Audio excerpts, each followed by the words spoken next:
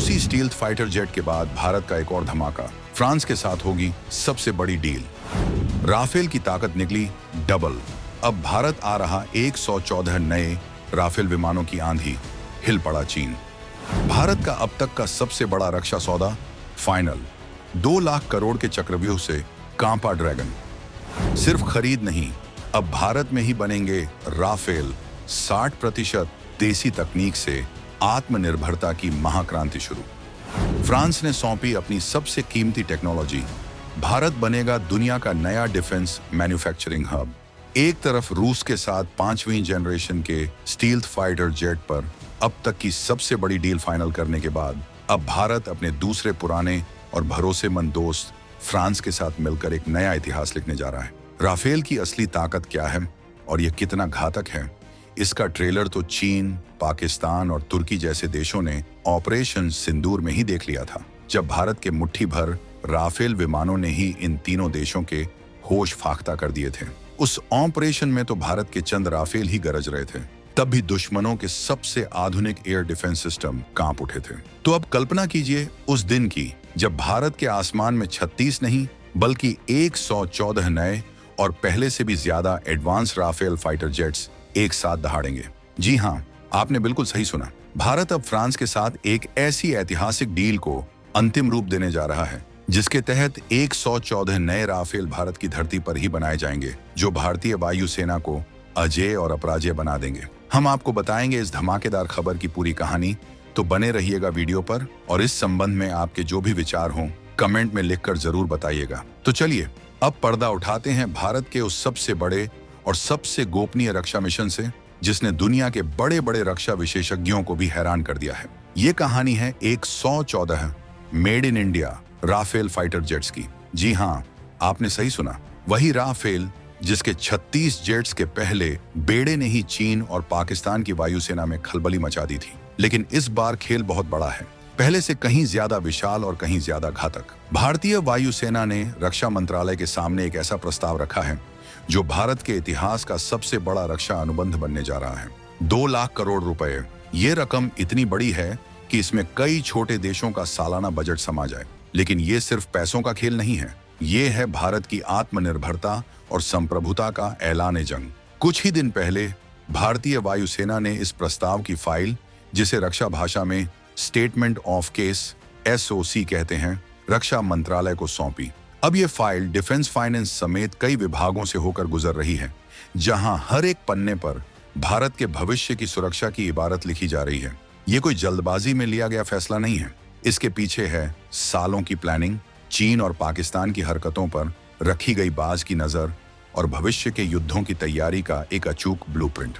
अगले कुछ ही हफ्तों में यह प्रस्ताव डिफेंस प्रोक्योरमेंट बोर्ड DPB के सामने रखा जाएगा और फिर अंतिम मुहर के लिए इसे डिफेंस एक्विजिशन काउंसिल DAC के पास भेजा जाएगा। यानी वो दिन दूर नहीं जब भारत की धरती पर राफेल फाइटर जेट्स की सबसे बड़ी फैक्ट्री काम करना शुरू कर देगी और आसमान में सिर्फ और सिर्फ भारत के बाहुबल का राज होगा। अब सवाल उठता है कि भारत को अचानक 114 और राफेल जेट्स की क्या जरूरत पड़ गई? क्या हमारे पास पहले से मौजूद सुखोई, मिराज और तेजस काफी नहीं थे? इस सवाल का जवाब हमारे 2 पड़ोसियों की नापाक हरकतों में छिपा है। भारतीय वायुसेना को चीन और पाकिस्तान यानी 2 मोर्चों पर एक साथ लड़ने के लिए कम से कम 42 फाइटर स्क्वाड्रन की जरूरत है। एक स्क्वाड्रन में लगभग 18 विमान होते हैं। लेकिन चिंता की बात यह है कि आज 2025 में हमारे पास केवल 31 स्क्वाड्रन ही ऑपरेशनल हैं। यानी हम अपनी जरूरत से काफी पीछे चल रहे हैं। ये एक ऐसा गैप है जिसका फायदा उठाने के लिए हमारा दुश्मन चीन लगातार अपनी हवाई ताकत बढ़ा रहा है। चीन अपनी वायुसेना में 200 से भी ज्यादा J-20 स्टील्थ फाइटर जेट्स को शामिल कर चुका है। J-20 एक 5वीं पीढ़ी का लड़ाकू विमान है जो रडार की पकड़ में आसानी से नहीं आता। वो लगातार हमारी सीमाओं के पास अपने एयरबेस पर इन विमानों की तैनाती बढ़ा रहा है। दूसरी तरफ उसका छोटा भाई पाकिस्तान भी पीछे नहीं है। चीन की मदद से पाकिस्तान भी J-31 फाइटर जेट्स अपनी वायुसेना में शामिल करने की फिराक में है। यानी एक तरफ चीन का J-20 और दूसरी तरफ पाकिस्तान का J-31, ये दोनों मिलकर भारत के लिए एक ऐसा हवाई चक्रव्यूह बना रहे थे जिसे तोड़ना एक बड़ी चुनौती थी। ऐसे में भारत के रणनीतिकारों को एक ऐसा जवाब चाहिए था जो इन दोनों की मिलीजुली ताकत पर भी भारी पड़े, और वो जवाब है राफेल। राफेल 4.5 जनरेशन का विमान होते हुए भी अपनी घातक मिसाइलों, बेजोड़ इलेक्ट्रॉनिक वॉरफेयर सिस्टम और सटीक मारक क्षमता के कारण J-20 जैसे 5वीं पीढ़ी के विमानों पर भी भारी पड़ता है। 36 राफेल ने जो काम शुरू किया था, 114 राफेल का ये नया बेड़ा उस काम को अंजाम तक पहुंचाएगा और भारत के आसमान को एक ऐसा अभेद्य किला बना देगा जिसे भेदने का सपना देखना भी दुश्मनों के लिए एक बुरा ख्वाब साबित होगा। इस डील का सबसे क्रांतिकारी और राष्ट्रवादी पहलू है इसका मेड इन इंडिया होना। लेकिन यहाँ एक बहुत बड़ा पेंच है जिसे समझना जरूरी है। मेड इन इंडिया का मतलब सिर्फ नट बोल्ट कसना या विदेश से आए पुर्जों को भारत में जोड़ना, असेंबलिंग नहीं है। इस बार शर्त है 60% से ज्यादा इंडिजिनस कंटेंट। अब ये 60% का आंकड़ा ही असली गेम चेंजर है। इसका मतलब है कि राफेल को बनाने वाली फ्रांसीसी कंपनी डसॉल्ट एविएशन को अपनी सबसे कीमती और गुप्त टेक्नोलॉजी भारत को सौंपनी होगी। राफेल का इंजन, उसका रडार सिस्टम, उसका इलेक्ट्रॉनिक वॉरफेयर स्वीट और यहाँ तक कि उसे बनाने के लिए लगने वाले खास मटेरियल भी अब भारत में ही बनेंगे। इसके लिए डसॉल्ट को भारतीय कंपनियों के साथ मिलकर काम करना होगा। सोचिए, जब फ्रांस की top secret jet engine technology Bharat की HAL या किसी प्राइवेट भारतीय कंपनी को मिलेगी तो क्या होगा? हम भविष्य में अपने खुद के फाइटर जेट्स के लिए वर्ल्ड क्लास इंजन बना पाएंगे। हमें किसी दूसरे देश के सामने हाथ नहीं फैलाना पड़ेगा। ये डील भारत में हजारों हाई स्किल रोजगार पैदा करेगी। ये भारत के छोटे और मध्यम उद्योगों MSME के लिए एक नई जान फूंकेगी, जो फाइटर जेट्स के लिए छोटे छोटे लेकिन महत्वपूर्ण पुर्जे बनाएंगे।